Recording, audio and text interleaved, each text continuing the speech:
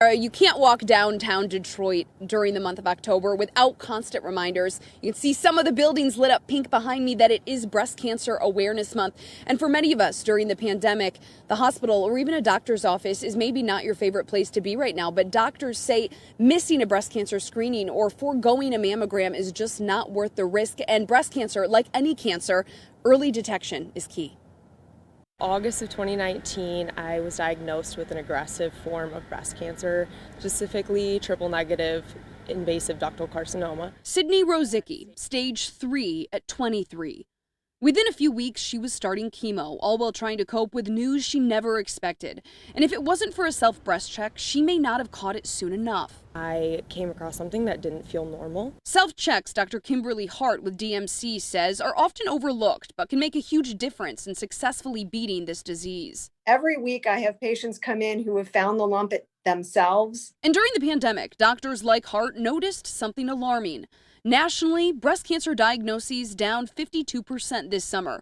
Breast imaging down 62%. There is that difficulty to overcome the patient's fear of coming into a hospital setting.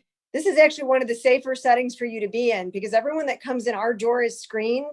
Much safer than going to a family gathering, shower, etc. Dr. Hart says women starting at 40 should get annual mammograms. The fear of the radiation associated with them, she says, also shouldn't stop you from getting one. Mammography compared to some of our other modalities like CT and PET scans are relatively low radiation.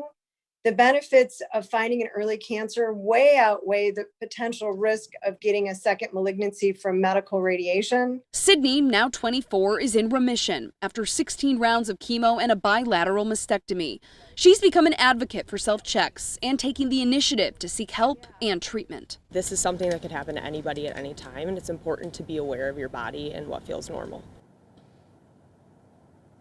An important reminder there, and breast cancer does not just affect women, it can also affect men, although it is less common. The good news, Dr. Hart says locally they are seeing more women start to come in for breast-related visits than they did previously this summer, so that's positive news. We have much more information on our website, including how to do a self-check and important things that you should be on the lookout for. Just head to WXYZ.com. Reporting live this morning in downtown Detroit, Jen Shantz, 7 Action News.